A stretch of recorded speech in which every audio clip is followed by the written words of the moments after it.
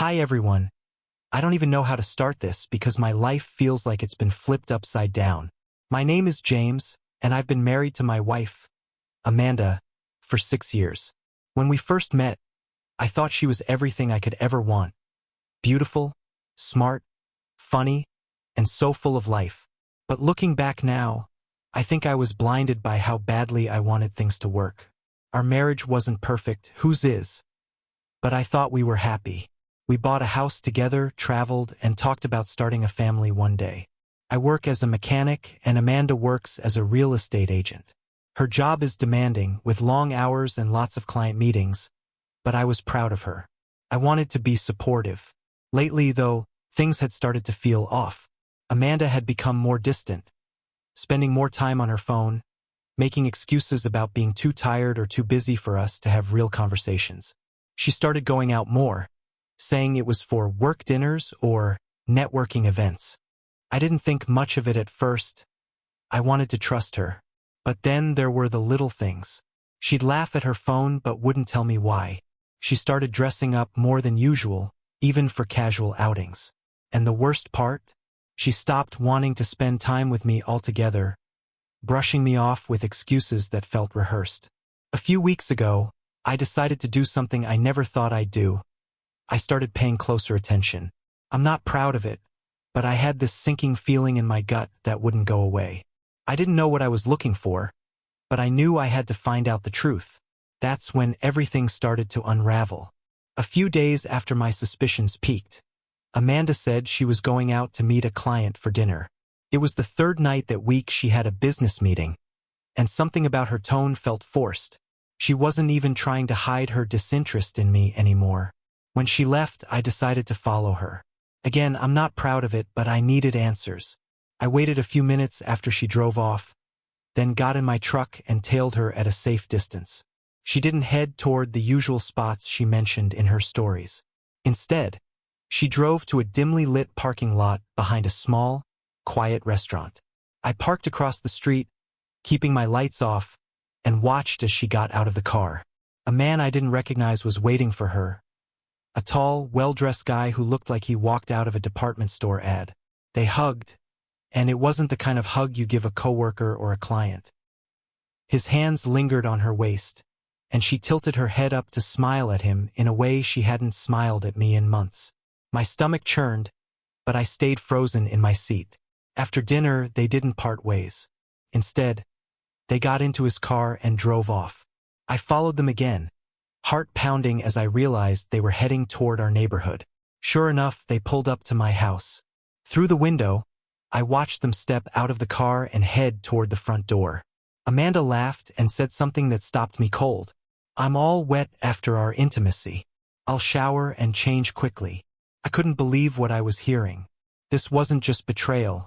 It was happening right in my home, in the space we had built together. My hands trembled as I sat in my truck, rage boiling in my chest. I wanted to storm in right then and there, but I decided to wait. I wanted to see how far she would go before spinning her lies. I didn't wait long. After Amanda and her lover, let's call him Chad because honestly he had that smug, self-satisfied look, went inside, I parked down the street and walked back to the house. My hands were shaking, but my mind was laser-focused. I let myself in quietly. The faint sound of water running upstairs told me Amanda had gone to take her promised shower. Chad was in the living room, casually sitting on my couch, sipping from my whiskey. He had kicked his shoes off and even had the audacity to prop his feet up on the coffee table. I stood in the doorway, watching him for a moment, my anger building with every second. Finally, I said, "Comfortable." Chad nearly dropped his glass. He bolted upright, his face going pale. "Who the hell are you?" he stammered. "I'm the guy who owns this house," I said, my voice low and steady. "And the husband of the woman you just brought here." Before he could respond, Amanda's voice floated down the stairs. "Chad, do you want—" She stopped mid-sentence when she saw me standing there. Her face twisted in shock, then quickly shifted to anger. "James, what are you doing here?" she snapped, as if I was the one in the wrong. "What am I doing here? I live here, Amanda." The better question is, what are you doing here? And with him, I gestured toward Chad, who was now fumbling to put his shoes back on. Amanda folded her arms and rolled her eyes. Oh, don't be so dramatic, James. It's not what you think. Really? Because it looks like my wife brought some random guy to our house to... What? Discuss real estate. She scoffed, brushing past me to grab a glass of wine. You're so paranoid. Chad is a friend, and we were just hanging out. You're blowing this way out of proportion. I laughed bitterly. Hanging out?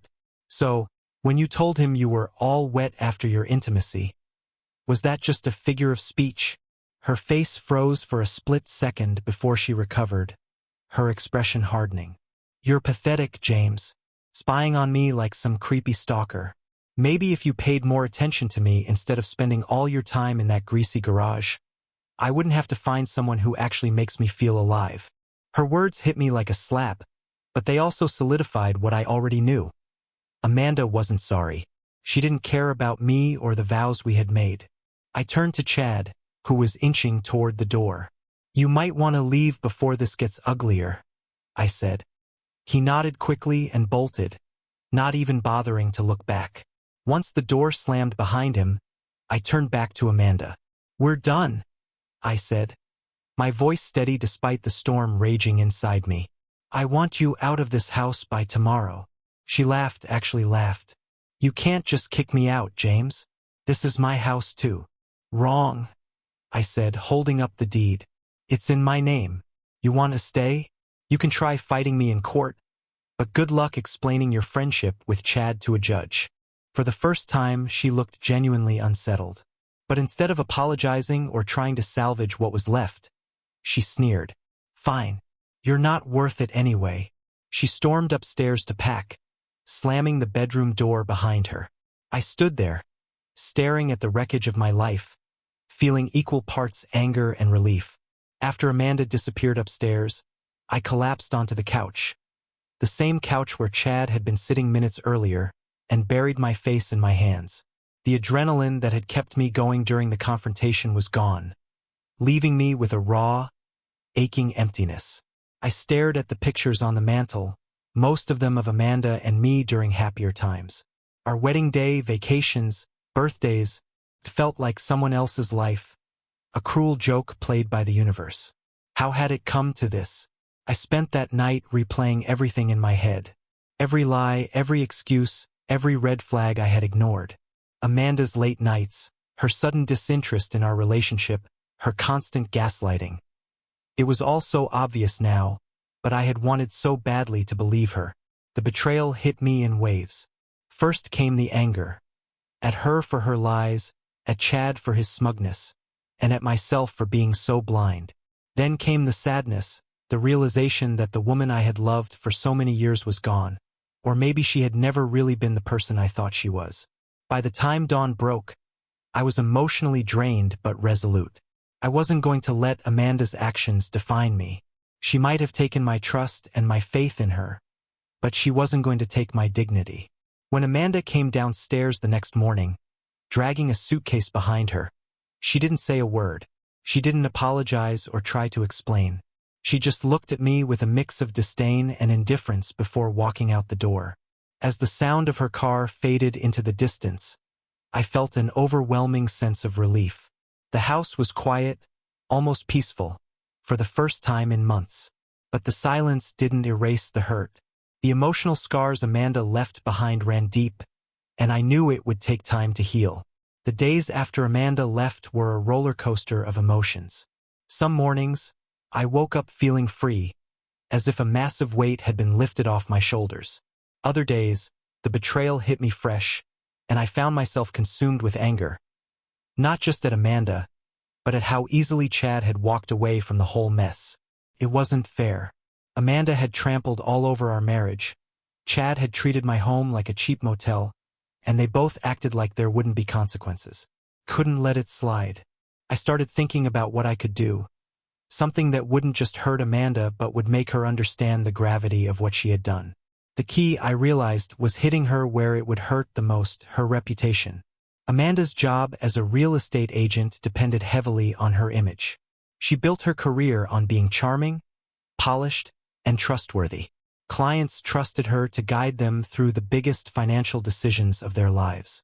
If they found out who she really was, her career would crumble. I still had the texts, the hotel receipt, and the surveillance camera footage from my home security system, proof of Amanda and Chad's little visit. I started compiling everything into a neat file. I didn't want to do anything illegal, but I wanted the truth out in the open. The opportunity came sooner than I expected. One of Amanda's biggest clients was a local businessman named Greg, who happened to be an old high school friend of mine. I hadn't seen him in years, but we'd stayed connected on social media. A quick message to Greg was all it took to arrange a coffee meeting. At the cafe, I laid it all out for him. The texts, the receipts, the footage. I didn't embellish or exaggerate. I let the evidence speak for itself. Greg was shocked. "Wow, man," he said, shaking his head. "I had no idea she was like this. And to think I was about to sign her on for another property deal. She doesn't deserve your trust," I said. "And honestly, I wouldn't want you to get caught up in her mess." Greg thanked me and promised to spread the word discreetly among his network. Amanda's reputation in the local real estate scene was about to take a massive hit, and she wouldn't even know where it came from. But that wasn't the end. I had one more card to play. With Amanda's professional life beginning to unravel, I turned my attention to Chad. He had slithered out of my house that night like a coward, but he wasn't going to escape the consequences of his actions so easily. A little digging on social media revealed that Chad was engaged to a sweet-looking woman named Lauren. Her profile was filled with pictures of them together. Vacations, date nights, and even an engagement party from just a few months ago. The contrast between their curated life and the reality of Chad's behavior was sickening. I debated whether or not to involve her. Part of me felt guilty. Lauren hadn't done anything wrong, and she didn't deserve the pain that this revelation would bring. But the more I thought about it, the more I realized she deserved to know the truth. If the roles were reversed, wouldn't I have wanted someone to tell me? I crafted a message that was straightforward but compassionate. "Hi, Lauren. I don't know how to say this, but I think you deserve to know what's been going on. Your fiancé, Chad, has been having an affair with my wife, Amanda. I've attached some proof, including texts and a receipt for a hotel they stayed at together. I'm so sorry to be the one to tell you this, but I felt you had a right to know." I hesitated for a moment before hitting send, but once the message was gone, I felt a strange sense of relief. The truth was out there now, and whatever happened next was out of my hands. The fallout was swift. A few days later, I received a message from Lauren thanking me for reaching out. She had confronted Chad, and true to his character, he tried to deny everything, until she showed him the evidence. Their engagement was over, and Lauren was grateful to have dodged a bullet. But the biggest surprise came when Lauren asked if we could meet. She wanted to talk face-to-face, not just to thank me but to get some closure of her own. We met at a small diner on the edge of town. Lauren was as sweet as her photos suggested, but there was a quiet strength about her too. She thanked me again for telling her the truth, and we ended up talking for hours about everything. Chad, Amanda, and the mess they had made of our lives. By the end of the night, we had exchanged numbers. It wasn't romantic, at least not yet, but there was a connection between us. A shared understanding of betrayal and resilience. As I drove home that night, I realized something. Revenge might have been the spark that set everything in motion, but what I really wanted was to move on, to rebuild my life without the toxic weight of Amanda dragging me down. Word about Amanda's affair spread faster than I anticipated. Greg, the businessman I'd spoken to, had discreetly shared the details with a few influential people in his network. In the world of real estate, reputation is everything, and Amanda's took a nosedive. Her clients began pulling out of deals, citing concerns about her professionalism. I heard from mutual friends that Amanda was furious, blaming vindictive people for sabotaging her career. Of course, she didn't know it was me. She was too busy scrambling to salvage her image to figure out who had started the fire. Meanwhile, Lauren's decision to call off her engagement to Chad sent shockwaves through their circle of friends. Chad tried to spin the situation, claiming I had fabricated the evidence out of jealousy. But no one bought it. Lauren had been well-liked, and her calm, dignified response to the betrayal only made Chad look worse. I had expected Amanda or Chad to retaliate somehow, but they didn't. Amanda was too busy dealing with the fallout from her crumbling career, and Chad had slunk off into obscurity, his engagement and reputation in ruins. As for me, I began focusing on myself. I threw myself into my work, taking on bigger projects and even expanding my shop. For the first time in years, I felt like I was doing something for myself. Not to impress anyone, not to prove my worth to Amanda, but because I genuinely loved what I did. Lauren and I kept in touch. We weren't rushing into anything, but there was an undeniable connection between us. We bonded over our shared pain, yes, but also over our determination to move forward and rebuild our lives. One evening, a few months after everything had gone down, Lauren and I decided to meet for dinner. It was casual, just two people sharing a meal, but something about it felt significant. We laughed, shared stories, and talked about the future, not the past. That night, as I dropped her off at her apartment, she turned to me and said something that stuck with me. We deserve better than what they gave us, and I think we're finally finding it. In the months that followed, my life started to take on a rhythm again. The chaos that Amanda had left in her wake was finally settling, and I began to feel like myself. No, better than myself. I felt like the person I should have been all along. Confident, independent, and focused. Lauren became a steady presence in my life. We took things slow, both of us wary of rushing into something new after the betrayals we had endured. But with every coffee date, every shared laugh, and every deep conversation about our lives and dreams, it became clear that we were building something genuine. Meanwhile, Amanda's life was falling apart. Mutual friends told me she was struggling to find new clients, and her once flawless social media was eerily quiet. Chad was long out of the picture, and without her career to prop up her ego, she seemed adrift. One day, Amanda unexpectedly showed up at my shop. I hadn't seen her since the day she left the house, and seeing her standing there, looking disheveled and unsure of herself, was jarring. "James," she started, her voice softer than I remembered. "Can we talk?" I leaned against the counter, crossing my arms. "About what?" "I've been thinking about everything," she said, avoiding my eyes. "And I realize I made a mistake. I shouldn't have." I cut her off. "Stop. Just stop.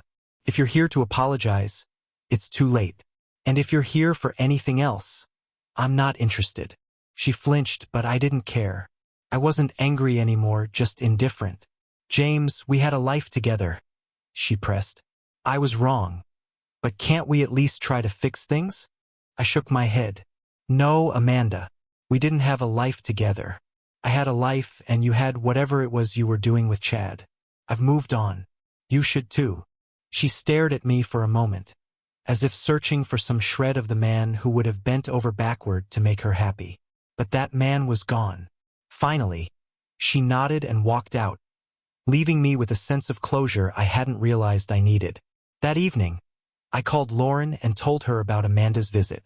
She listened patiently, then said, "You handled it perfectly. I'm proud of you." Her words meant more to me than I could express. For the first time in a long time, I felt like I was standing on solid ground, with someone by my side who truly understood and supported me. Amanda's visit was the final chapter of our story. After that day, she faded completely from my life, and I was fine with that. It was like closing a book I'd been stuck on for too long, finally ready to move forward. Lauren and I continued to grow closer, and what started as a shared experience of betrayal turned into something real and meaningful. She made me feel valued in a way Amanda never had. Looking back, I realized Amanda's betrayal, painful as it was, had given me something invaluable: clarity. I learned to trust my instincts, to stand up for myself, and to never settle for less than I deserved. As Lauren and I sat on the porch one evening, watching the sun dip below the horizon, I felt a sense of peace I hadn't felt in years. Sometimes, life falls apart to make room for something better. and for the first time I truly believed that better had finally arrived.